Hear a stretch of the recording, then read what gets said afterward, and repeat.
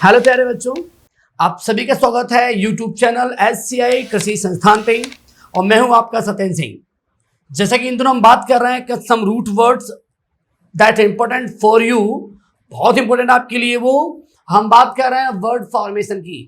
हम कुछ ऐसे रूट वर्ड की बात करने वाले हैं बेटा, जिनकी मदद से आप कई वर्ड आराम से बना सकते हैं। आप जो एग्जाम देने जा रहे हैं, वहां कोई नया वर्ड आ गया तो आपको उसका मीनिंग कैसे बनाना है उसकी एक कला सिखा रहे हैं आपको बेटा, ताकि आपको कोई भी एग्जाम में नए वर्ड आने पर कोई तकलीफ नहीं होनी चाहिए। ये इतना इंपॉर्टेंट सेक्शन है, इसको ध्यान से देखें पूरे वीडियो को प्लीज। तो आइए हम चलते हैं। पहला वर्ड यहाँ लिखा है मोनो। तो बेटा मोनो माने एक। हम पहले बात करें, कुछ वर्ड लिखे हैं। मोनो माने एक, इसका मतलब होता है, अब इसको यूज कैसे करना है वो आप देख लो। जैसे आप एग्रीकल्चर में जब पढ़ते हैं तो आपको कई जगह एक वर्ड यूज होता है, मोनोक्रॉपिंग, मोनोकल्चर, मोनोप्लाइडी, कई जगह मोनो यूज होता है।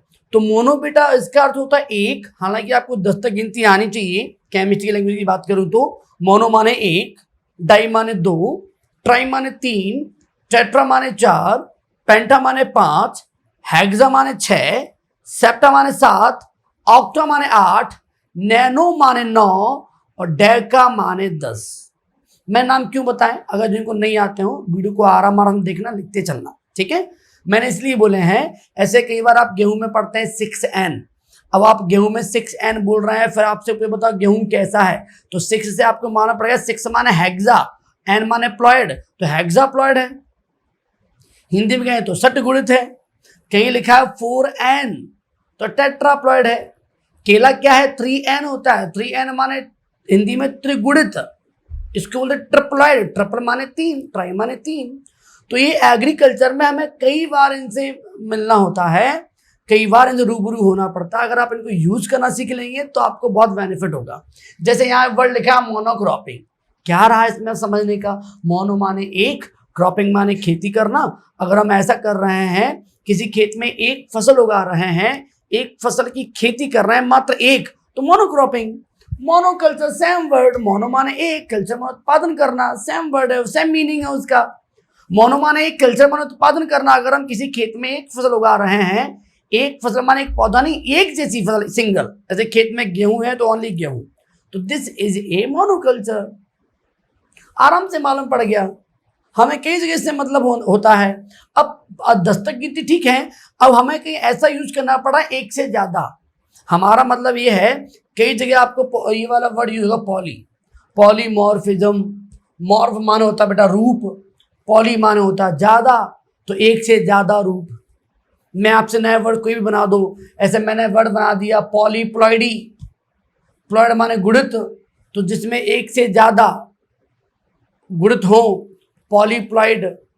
इसे बोलते हैं बहुगुणित, बहुत माने बहुत ज्यादा। पॉलीकल्चर, अगर हमें खेत में देखा है कि खेत में एक से ज्यादा फसलें क्रॉपिंग की गई हैं, तो हम क्या नाम उस समय क्या बोलेंगे। ऐसा मत करना 4 हैं तो टेट्राकल्चर बोल दिया, नहीं, एक से ज्यादा है बोला की बात है। इसके बहुत टाइप पढ़ेंगे, मिक्स क्रॉपिंग, इंटर क्रॉपिंग। लेकिन अगर हम वहां ये इस वर्ड यूज करना चाहें, एक से ज्यादा क्रॉप है, तो पॉलीकल्चर। तो पॉली माने मतलब निकलता है बेटा एक से ज्यादा। आप कहीं भी ऐसे मैंने बोला कोई चीज एक है तो मोनो, तो एक से ज्यादा तो पॉली। अब जो भी वर्ड हो उसे यूज कर लो, वहां पे कोई दिक्कत नहीं है आपके लिए, ठीक है।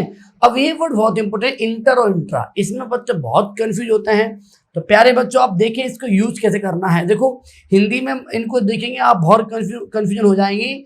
इसको हिंदी में बोलते हैं अंतरा, इसको हिंदी में कहते हैं अंतर। तो हिंदी में मैं आपको नहीं सिखा रहा, हिंदी में आप कंफ्यूजन हो जाएंगे।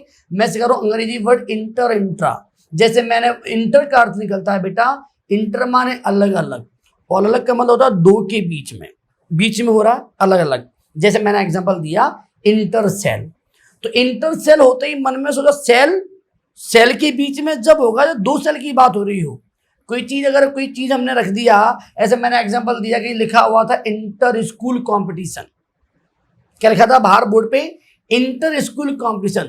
तो आपको इसका मतलब समझ जाना चाहिए, इंटर माने होता अलग अलग स्कूल के बीच में होने वाला कंपटीशन। यकीन मानना इसमें ऐसे विद्यार्थी होंगे जो अलग अलग स्कूल से बिलोंग करते होंगे, उनके बीच में हो रहा competition, this is inter school competition.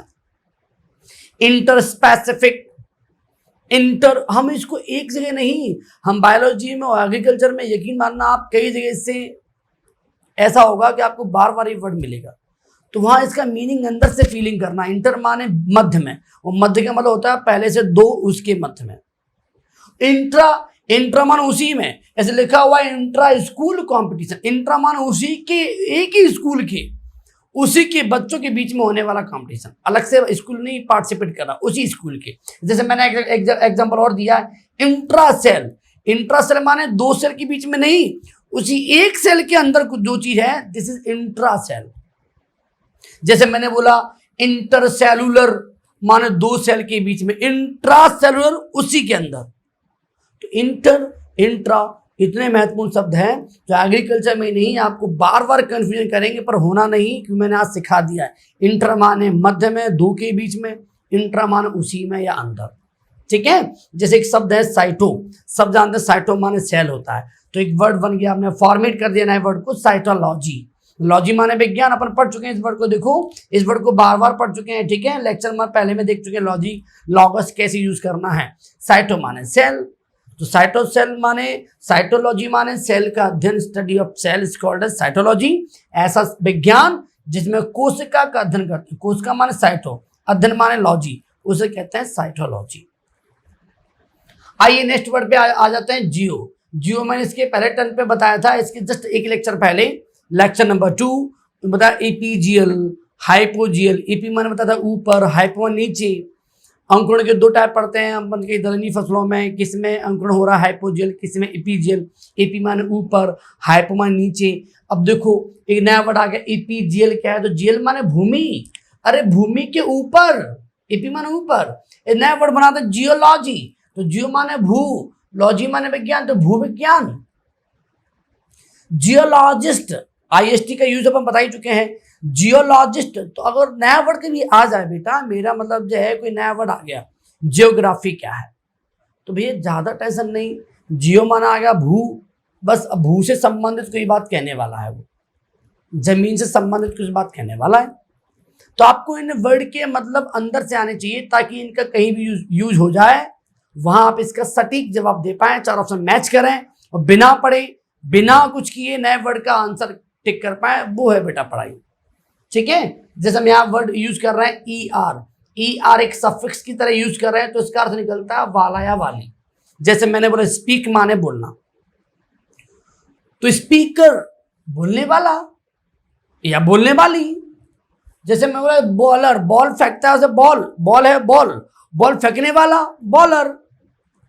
Girls है तो बाली, सिंपल सी बात है, कोई दिक्कत ही नहीं इसमें तो, ठीक है। जैसे मैंने आपसे बोला टाइप माने टाइप करना, अब टाइप करना, अब मैं क्या यूज करूं उसमें, टाइपर, टाइप करने वाला, सिंपल सी बात है, ठीक है।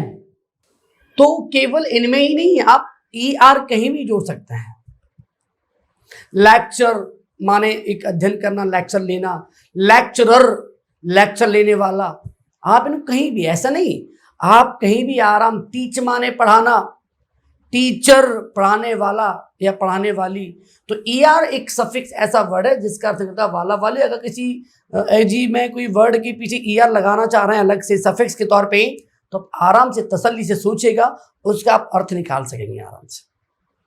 ऐसे हम कई बार पढ़ते हैं ये सीड कौन बनाता है, तो वहां लिखा होता है ये सीड को ब्रीडर बनाता है, प्लांट ब्रीडर बनाता है, तो वहां उससे मालूम पड़ा ब्रीडर क्या होता है, तो भैया ब्रीड माने पादप प्रजनन की शाखा, और ब्रीडर माने पादप प्रजनन की शाखा से संबंधित व्यक्ति या ब्रीड करवाने वाला व्यक्ति ब्रीडर, तो वहां उसके मतलब मालूम पड़ जाता है, ठीक है। जैसे मॉर्फ माने आकार भी बोल सकते हैं, आकारिकी बोल सकते हैं। अब मॉर्फोलॉजी वर्ड आ गया, तो मॉर्फ आप ध्यान रखो ना, मॉर्फोलॉजी आकारिकी विज्ञान, या पॉलीमॉर्फ, पॉली माने जो पढ़ चुके हैं, पॉली माने एक से ज्यादा, मॉर्फ माने आकार, पॉलीमॉर्फिज्म क्या है, तो आपको टेंशन नहीं होनी चाहिए नया वर्ड आ जाने के बाद।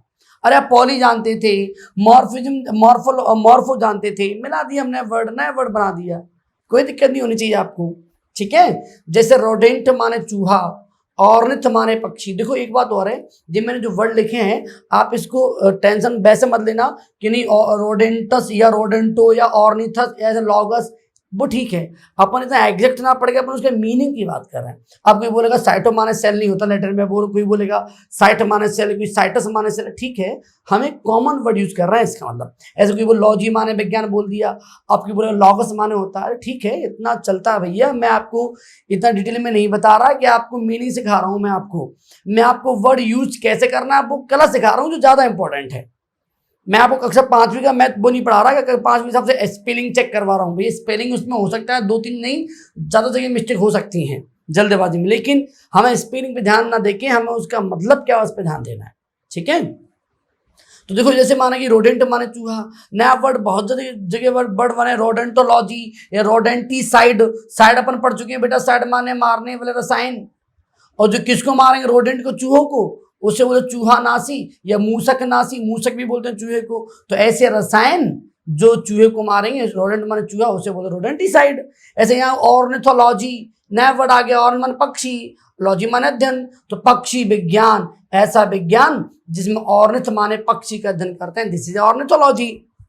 स्यूडो एक वर्ड है, सब जानते हैं, जो इंग्लिश वर्ड आप समझ सकते हैं इसको। स्यूडो माने फॉल्स, असत्य, झूठा। अब मैंने बोला स्यूडो फ्रूट क्या होता है, तो स्यूडो फ्रूट, आप टेंशन क्यों ले रहे हो, कौन सा फल स्यूडो है, अरे टेंशन मतलब स्यूडो माना होता है बेटा झूठा, असत्य फल। सब जानते हैं फल कहाँ से बनते हैं, फल बनते हैं ओवरी के विकसित होने से, कुछ फल ओवरी के विकसित होने से नहीं बनते तो असत्य फल कहलाते हैं। सेब कैसा फल है, सेब एक असत्य फल है, स्यूडो फ्रूट है, ठीक है। ऐसे हम बात है स्यूडो साइन, साइन माने सिग्नेचर की बात करें या साइन लक्षण की बात करें। स्यूडो माने झूठे लक्षण आना पौधे में, मतलब भ्रमित करना, स्यूडो साइन।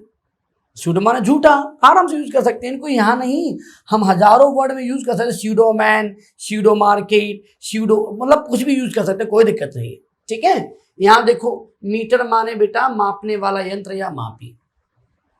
आज के बाद मीटर एज यूज किया सफिक्स, आज के बाद अगर मीटर सफिक्स वर्ड यूज किया, सफिक्स माने पीछे जोड़ने वाले शब्द, ठीक है। अगर मीटर को सफिक्स के तौर पे यूज किया है तो उसको हिंदी में बोलेंगे मापी, तो इसका अर्थ निकलता है मापने वाला यंत्र। जैसे मैंने यूज किया थर्मामीटर, क्या है, तो थर्मा माने बेटा ताप, मीटर माने या तो मापी कह लो या आप ऐसे कह लें, हिंदी में अगर इसको यूज करें तो थर्मा माने ताप, मीटर माने मापी, तो ये हिंदी में होगा ताप मापी। अगर परिभाषा बनानी पड़े तो ऐसा यंत्र माने मापने वाला यंत्र, मीटर माने मापी, मापने वाला यंत्र, ऐसा यंत्र जो क्या मापते हो, ताप को मापते हो, उसे बोलते हैं थर्मामीटर। बच्चे रटते हैं बैरोमीटर का अर्थ क्या है, हाइग्रोमीटर का अर्थ क्या है, सीज्मोमीटर का अर्थ क्या है, भैया एनीमोमीटर का अर्थ क्या है। आप बिल्कुल ना रटें, आप तो मीटर का मतलब याद कर लो, और जितनी मीनिंग मैंने याद करवाई वो आप याद कर लो। आपको आज के बाद किसी भी यंत्र में, किसी भी टर्मिनोलॉजी में कोई दिक्कत नहीं आ सकती, ठीक है, आराम से आ गया। वैरोमीटर, वैरो में पढ़ा जाऊँ, वैरो माने दाब होता है, मीटर माने मापी, दाब मापी हो गया अपने आप शब्द। और परिभाषा में क्या यूज करेंगे, ऐसा यंत्र जो दाब मापता हो, प्रेशर मापता हो, एटमॉस्फेरिक प्रेशर मापता हो, दिस इज अ बैरोमीटर। हालांकि इसके बहुत यूज हैं, इसका हाइट मापने में यूज होता है बैरोमीटर का, इससे दाब मापते हैं बैरोमीटर से, किसी स्थान की ऊंचाई मापते हैं बैरोमीटर से, भूकंप आने का पता भी कर सकते हैं बैरोमीटर से। चूंकि यह डेटा मैंने नहीं बता सकता कि अपने चल रहा है रूट वर्ड टर्मिनोलॉजी, अगर हम उस टॉपिक के अंदर चले जाएंगे तो बहुत टाइम लग जाएगा, ठीक है। अब ग्राफी, लेखी, अगर एज ए सफिक्स, सफिक्स से पीछे अगर किसी शब्द के पीछे ग्राफी जोड़ दें तो उसका मतलब होता है हिंदी में लेखी, उसका मतलब होता है, उसका अर्थ होता है दर्शाने वाला, दिखाने वाला, शो करने वाला। जैसे देखो थर्मोग्राफ, और थर्मो तो आप समझ गए, थर्मा, थर्मो माने ताप की बात हो रही है, ताप, लेकिन ग्राफ माने क्या, लेखी की बात हो रही है। अगर हिंदी में बात करूंगा तो इसका अर्थ निकल जाए ताप लेखी। तब हिंदी में अर्थ समझ गए, इसका आप मीनिंग समझ गए अंदर। थर्मोग्राफ, ग्राफ मीन्स शो करने वाला, थर्मो मीन्स टेम्परेचर, तो कम से कम इसका मीनिंग अंदर ही अंदर आपको आना चाहिए। That is, it is not an instruments, ये कोई यंत्र नहीं है, ये तो केवल यंत्र द्वारा जो मेजरमेंट किया जा रहा है, जो मापा जा रहा है, उसको दिखा रहा है, केवल दिखा रहा है, केवल माप नहीं रहा। मापने वाला मीटर होता है, दिखा रहा है। वैरोग्राफ, दाब लेखी, ये दाब को दिखा रहा है, माप नहीं रहा, सिंपल सी बात है। जैसे ऑटो, ऑटो माने सेल्फ, स्वतः, जैसे मैंने बोला ऑटो स्टार्ट, कोई अपन कोई टेलीज पढ़ रहे हैं, वहां कुछ वर्ड यूज हो रहा है ऑटो स्टार्ट, अब आप ऑटो स्टार्ट का मतलब नहीं समझ पा रहे, स्टार्ट माने चालू करना, ऑटो माने स्वतः, स्वतः मीनिंग इसका मतलब निकलता है। ये एक जगह नहीं, ऑटोप्लॉइडी, ऑटो पॉलीप्लॉइडी, कई जगह वर्ड यूज होगा। ऑटो माने स्वतः, सेल्फ, ऑटोनॉमस, स्वायत्त बॉडी, सेल्फ बॉडी। तो ऑटो माने स्वतः, यहां नहीं, कहीं भी यूज हुआ इसके बाद, ठीक है। टेली माने दूर, हम इसको वर्ड यूज कर चुके हैं पिछले लेक्चर में। टेली माने दूर, जो टेलीस्कोप, स्कोप माने देखना, टेली माने दूर की चीज को देखना, टेलीस्कोप। टेलीफोन, फोन माने ध्वनि, टेली माने दूर की ध्वनि को सुनना, दूर की ध्वनि को, टेलीफोन। सिंपल सी बात है, नए नए अपने आप नाम बन रहे हैं। जैसे कि स्फीयर, मंडल, जैसे बायोस्फीयर, बायो माने जीव होता है ना, तो जीव, स्फीयर माने मंडल, तो नाम हो जीव मंडल। जैसे मैंने एक्सोस्फीयर, एक्स माने बाहर, स्फीयर माने मंडल, बाहरी मंडल। देखो बनाओ ना, एक्स माने बाहर या बाह्य, एक ही बात है। बाह्य बोले चाहे बाहरी बोले, तो स्फीयर माने मंडल, तो नाम हो गया बाह्य मंडल या फिर बाहरी मंडल। कोई दिक्कत नहीं, हमें बस अर्थ पे, हमने एक्स का मतलब जानते थे, स्फीयर का मतलब और समझ गए, अपने आप वर्ड बन गया। सोचो इसमें कहाँ आपको तकलीफ हो रही है, वो कहाँ हो सकती है, आप सोचिए एक बार, ठीक है। जब क्लोरो का बेटा हिंदी में निकलता है एक हरे रंग से, क्लोरोफिल। तो आप हिंदी में क्या बोलते हैं, सोचो, क्लोरोफिल को हिंदी में क्या बोलते हैं, हरित वर्णक होता है ना, हरित। तो क्लोरोफिल, क्लोरोप्लास्ट, अरे कहीं भी क्लोरो वर्ड यूज है बेटा, हम वहां हरित वर्ड यूज करेंगे। तो क्लोरो मीन्स हरा, ऐसे क्लोरोफिल हिंदी में क्या मतलब हो गया, हरित वर्णक, हरित। तो बेटा फिल्मान होता है भरा हुआ, ज्यादा ग्रीन हो उसे बोलते हैं ये, तो हरित यूज हो गया वर्ड। हैलो में लवण होता है, अंग्रेजी में बोलते हैं सॉल्ट माने लवण, आज हम बोल रहे हैं हैलो माने लवण होता है। अब नया वर्ड हेलो फाइटा क्या है, हेलो फाइट क्या है, कई बार वर्ड पूछे गए, बच्चे जाने क्यों रटते हैं। अरे हैलो माने लवण, फाइट माने पौधे, फाइटो माने पौधे, ऐसे पौधे जो लवण की अधिकता में होते हैं, हेलो फाइट। क्या इसमें अलग से अपन को कुछ करना था। फाइट माने आप जानते थे, हेलो माने लवण समझ गए, तो हेलो फाइट, हेलो फाइटा, हेलोजेनिक। आप इसको कई जगह वर्ड यूज कर सकते हो। कौन सी मिट्टी हेलोजेनिक है, अब हेलोजेनिक का आप मतलब समझ नहीं पाए, पूछना क्या चाह रहा है, वो ये पूछना चाह रहा था हेलोजेनिक। हेलो माने वो बोल रहा था हेलो मान लवण, और जेनिक माने ऐसी मिट्टी जिसमें हेलो की ज्यादा मात्रा है, लवण की ज्यादा मात्रा है, सॉइल कॉल्ड एज हेलोजेनिक सॉइल। अपन बोल सकते थे उसको आराम से। सीज्मो, सीज्मो माने भूकंप, अर्थक्वेक, भूकंप, तेज झटके, सीज्मोलॉजी, भूकंप विज्ञान। क्या इसमें अलग से बता दिया, बस आपको एक रूट वर्ड पे ध्यान रखना है, सीज्मोलॉजी, सीज्मोग्राफ, सीज्मो नया वर्ड आ सकता है, तो सीज्मोमीटर। अरे क्या दिक्कत है, मीटर है तो यंत्र की बात हो रही है, लॉजी तो अध्ययन विज्ञान की बात हो रही है, ग्राफ है तो दिखाने की बात हो रही है, हमें क्या दिक्कत वहां आ सकती है बताइए। कार्डियोलॉजी, कार्डियो माने हृदय, लॉजी माने अध्ययन, और कार्डियोलॉजी माने हृदय विज्ञान। कार्डियोलॉजिस्ट हृदय विज्ञान संबंधी विशेषज्ञ, आप समझें। कार्डियोलॉगर भैया हृदय संबंध विज्ञान से संबंधित व्यक्ति या बाला। तो आप ये बताइए, कार्डियोलॉजी, कार्डियोलॉजिस्ट, कार्डियोग्राम, कार्डियोग्राम हुआ, कार्डियोमीटर हुआ। अरे क्या दिक्कत है, कार्डियो माने हृदय संबंधित बात हो रही है, जो भी वर्ड यूज करते चलना साथ साथ में, उसमें अपन थोड़ा और ऐड करते चले, उसका मीनिंग समझ में आने लग जाएगा आपको। जैसे नया वर्ड है सिट्री, और सिट्री, सिट्रस, सिट्री नींबू फलों से संबंधित है, तो सिट्रीकल्चर नींबू की फसलों से संबंधित। विटी माने अंगूर संबंधित, विटीकल्चर, बिटेसी।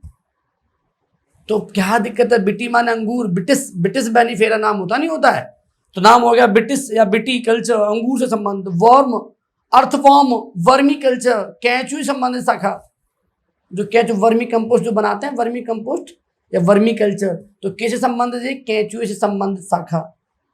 अब ये बताइए, आप अगर थोड़ा दिमाग से इनको देख रहे हैं, ये आपको लग तो रहे हैं 20 नाम है, पर हमने इन 20 नामों की मदद से कितना कुछ नए नए वर्ड बनाए, और मैंने जो लिखा है वो तो बहुत कम है, स्पेस कम है, नहीं तो मैं एक वर्ड की 20 मीनिंग दिखा सकता हूँ, लेकिन वही चक्कर है ना, इतना मीनिंग से बढ़िया आप घर में खुद बनाए, ऑटो सेल्फ, स्वतः मीनिंग बनाए, ऑटो वर्ड फॉर्मेट करें, स्वतः वर्ड फॉर्मेट करने की कला सीखें धीरे धीरे।